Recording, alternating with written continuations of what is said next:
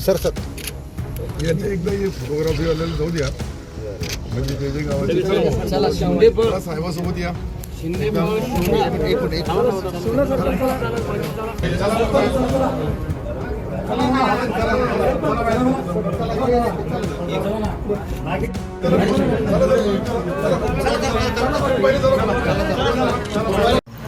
नाही, सन्माननीय जरंगे पाटील साहेबांनी आज दौरा करून आले. मी गेल्या 2 दिवसापासून सातत्याने आम्ही हे दौरे करत शेतकरी बांधवांच्या बांधापर्यंत, त्यांच्या शेतापर्यंत, नदीचं पात्र असेल, नाल्याचं पात्र असेल, ते पाहिल्यानंतर निश्चित ते जे बोलू लागले, ही गंभीर परिस्थिती मराठवाड्याच्या अनेक जिल्ह्यामध्ये झालेली आहे. आणि हे सन्माननीय मुख्यमंत्री महोदयही लातूरला आल्यानंतर उपमुख्यमंत्री महोदय यांनी सर्वांनी पाहिलं. हे पाहिल्यानंतर पंचनामे करण्याचे आदेश दिले. त्याच्या व्यतिरिक्तही पुढे जाऊन सन्माननीय जरंगे पाटील साहेब आणि कृषी मंत्री महोदयामध्ये काही चर्चाही झाली. त्यांनी त्याच्याबद्दल बोलले. आणि आज जे जरंगे पाटील साहेबांशी माझी 3 तास चर्चा झाली, त्यामध्ये प्रामुख्याने शेतकरी आणि तो OBCमध्ये मराठा समाजाचा रिझर्वेशन, या 2 याच्यावर मोठ्या प्रमाणावर चर्चा, मला वाटतं 3 तास आम्ही चर्चा केली. 3 तासामध्ये हे 2 विषय जे त्यांनी सांगितले हे मी उद्याच्या आमच्या कॅबिनेटमध्येही सन्माननीय मुख्यमंत्री आणि सर्व मंत्रिमंडळासमोर, शेवटी शेतकऱ्यांच्या बाबतीत जे काही ते बोलले ही सत्य परिस्थिती आहे की शेतकरी हवालदिल झालेला आहे.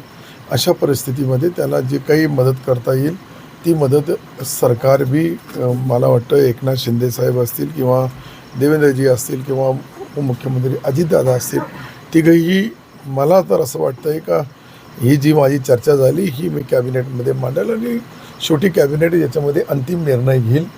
अंतिम निर्णय मी यासाठी सांगू लागलो की कॅबिनेटमध्ये एकदा चर्चा झाली आणि त्याला एकदा शिक्कामोर्तब झाला का ती बांधिलकी, ती जबाबदारी सरकारची असते आणि सरकार निश्चित याच्यामध्ये, मला वाटतं का बऱ्यापैकी मी कृषी मंत्री असतानाही पाहिलं, अनेक निर्णय सरकारने ज्यावेळेस घेतले तर ते शेतकऱ्याच्या हितासाठी घेतले. आणि हेही जे जरंगे पाटील साहेबांनी आता ज्या भावना मांडल्या ती सत्य परिस्थिती आहे.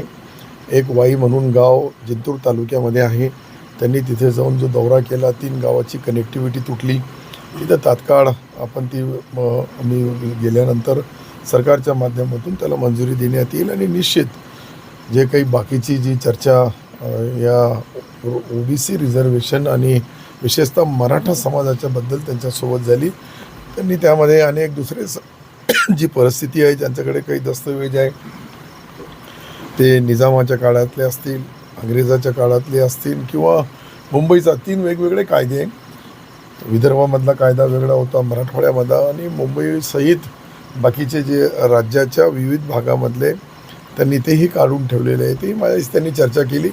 मी सन्माननीय मुख्यमंत्री महोदय आणि मंत्रिमंडळ त्याच्याबद्दल सविस्तर चर्चा होईल.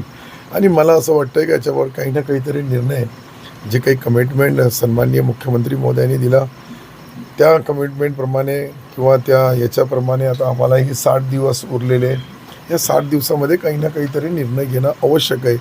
त्याचे पहिले जे OBCचे पुरावे त्यांनी सांगितल्याप्रमाणे जे काही सापडलेले, त्याला निर्णय देताना जे काही सरकारने त्यांना वचन दिलं होतं त्याची पूर्तता करावी. अनेक याच्यावर बाकी चर्चा झाली. काही चर्चा मला मंत्रिमंडळासमोर ज्यावेळेस मी सकाळी जाईल त्यावेळेस आमच्या मुख्यमंत्रीसहित सर्व मंत्रिमंडळाला बोलल आणि त्यामधला अंतिम निर्णय ते घेतील. मुख्यमंत्र्यांनी शपथ घेतली होती की मराठा समाजाला OBCतून आरक्षण देऊ. 60 दिवस तुम्ही म्हणतात राहिलात, 60 दिवसात पूर्ण होईल यांच्या मागणी? नाही, कसं आहे का ज्या वेळेस मुख्यमंत्री बोलतात त्यावेळेस ती सरकारची जबाबदारी म्हणून बोलतात आणि ती जबाबदारी पार पाडण्यामध्ये मला वाटतं कुठं कमी पडणार नाही.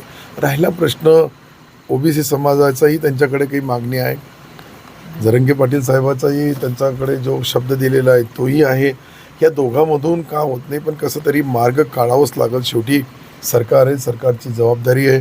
आणि जी परिस्थिती जरंगे पाटील साहेबांनी समोर, त्यांच्याही संकट आहे, कारण की समाजाच्या कोट्यावधी लोक त्यांच्यासोबत आहेत.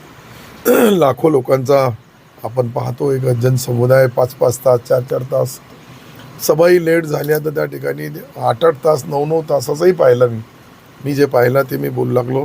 आणि त्यासाठी ज्यावेळेस एखाद्या व्यक्तीवर इतका मोठा समाज विश्वास करतोय तर त्यांची जी प्रमुख मागणी आहे ती मुख्यमंत्री महोदयासमोर मी चर्चा करेल, देवेंद्रजीशी चर्चा करेल, अजितदादाशी करेल आणि आमचे मंत्रिमंडळाच्या सदस्याशी करेल आणि अंतिम याच्यावर निर्णय ते घेतील. सरसकट मागणी त्यांची अत्यंत महत्वाची आहे. सरसकट ती हैदराबाद कुठल्याही गॅजेट, पद्धतीचे मुंबई नियम गॅजेट, न सातारा लावता गॅजेट आणि जेवढं पुणे परत देण्यासाठी ऍक्च्युअल नुकसान झालंय ते द्यावं. तुम्ही कृषी मंत्री होता त्यावेळेस तुम्ही नुकसान भरपाई दिलेली आहे. तुम्हाला शक्य वाटतंय का आणि ते लवकरात लवकर होऊ शकेल? नाही, नुकसान तर द्यावेच लागेल आणि ते शक्य आहे. शेवटी सरकार आहे, सरकारला आता दिल्लीमध्येही आमचं सरकार आहे, राज्यामध्येही सरकार आहे, दोन्हीकडे सरकार असल्यानंतर जे नुकसान मराठवाड्याच्या बाबतीत पर्टिक्युलर मी सांगाल, मी अनेक जिल्ह्यामध्ये फिरलो, अनेक जिल्ह्याच्या बांधापर्यंत शेतकऱ्यांची चर्चा केली. मला वाटतं एक हजारो किलोमीटरचा दौरा या गेल्या 2 दिवसामध्ये, आज 3रा दिवस आहे, या 3 दिवसापासून मी सातत्याने करतोय. आणि आज जे जरंगे पाटील साहेबांनी जी परिस्थिती सांगितली ती खरोखर आहे. अनेक जिल्हे आणि मुख्यमंत्री उपमुख्यमंत्री ही मला वाटतं लातूरमध्येच आज आपले मला वाटतं त्यांचं मतदारसंघ आहे ते आमच्या मंत्री बनसोड साहेबाचा संजय बनसोड साहेबाच्या मतदारसंघामध्ये कुठेतरी मी त्यांची क्लिप पण पाहिली आणि बातम्यामध्ये ब्रेकिंग न्यूज आपल्या सर्व चॅनलने दाखवली. त्या माध्यमातून त्यांचाही जे काही शब्द आहे तात्काळ पंचनामे करावे आणि नुकसान भरपाई देण्यामध्ये कुठेही सरकार कमी पडणार नाही असे शब्द मी ऐकले. आता उद्या कॅबिनेटमध्ये याच्याबद्दल काय चर्चा होईल सर्व मंत्रिमंडळासमोर. शेवटी किती हेक्टर जमीन आहे, किती लाख हेक्टर आहे, किती पंचनामे तात्काळ करणार, किती दिवसामध्ये करणार. आता जरंगे पाटील साहेबांनी सांगितलं की 10 दिवसापर्यंत आम्ही वाट बघू. निश्चित 10 दिवसाच्या आत याचा काही ना काहीतरी निर्णय सरकार घेईल मला असं वाटतंय. आरक्षणाबाबतीत त्यांचा सगळ्या सोयऱ्याचा Hyderabad gazette, Satara gazette, Bombay gazette आणि जे आंदोलनादरम्यान गुन्हे दाखल झालेले आहेत ते सर्व परत घ्यावे अशा त्यांच्या मागण्या आहेत. सर्व 60 दिवसात पूर्ण होतील. नाही, मला असं वाटतं की सरकारला करायचं आहे तर सरकारच आहे. सरकारला काही जास्त अवघड नाही आहे, परंतु याच्यामधला खरा मार्ग सन्माननीय मुख्यमंत्री आणि दोन्ही उपमुख्यमंत्री काढू शकतात. मी एकटा डिक्लेअर करणं ते उचित बी होणार नाही, घोषणा करणं तेही होणार नाही. परंतु मी जरंगे पाटील साहेबांशी जी 3 तास चर्चा केली त्याच्यामध्ये अनेक मुद्दे त्यांनी सांगितले. ते मुद्दे सन्माननीय मुख्यमंत्री उपमुख्यमंत्र्याला सांगाल आणि उद्याच्या कॅबिनेटमध्ये काय होतो त्यानंतर आपल्याला कळेल. कारण की ही आर्थिक बाब आहे. जे काही सरसगट नुकसान भरपाई द्यायची का त्याच्यामध्ये आता जे काही थोडेफार नियम अटी आहे ते शिथिल करायचे का याचा निर्णय कॅबिनेट घेईल आणि निश्चित मला वाटतं की याच्याबद्दल उद्याच्या कॅबिनेटमध्ये चर्चा होईल. आणि काही राजकीय चर्चा झाली. आता राजकीय 2 राजकारणाच्या बाजू भेटल्या तर ती बी चर्चा होतेच, पण चर्चा आमची काही अशी राजकारणाची नव्हती, परंतु राजकीय परिस्थितीवर निश्चित त्यांनी जी चर्चा केली माझ्यासोबत. प्रत्येकाचा वेगवेगळा इतकं सोपे दिसतात तसे नाही आहे जरंगे पाटील साहेब, काही लोकांना वाटते, परंतु त्यांचा जो नियोजन आहे त्यांचा जी काही परिस्थिती निर्माण झालेली आहे आणि विशेषतः समाजाच्या शेवटच्या माणसांनी त्यांच्यावर विश्वास केलेला आहे, त्या विश्वासाच्या पोटी त्यांचा ते कर्तव्य पार पाडू लागले.